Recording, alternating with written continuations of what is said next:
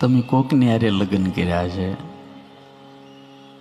લગ્ન તો કર્યા છે ને બધાએ કર્યા છે ને, હારી પીટના કર્યા છે ને, એ રણજીતજી બાપુ કર્યા છે ને, હરખા કર્યા છે ને, ભાગીન કર્યા છે ને. આમાં તો કેટલાય ભાગીન કર્યા હોય એવા હોય યાર.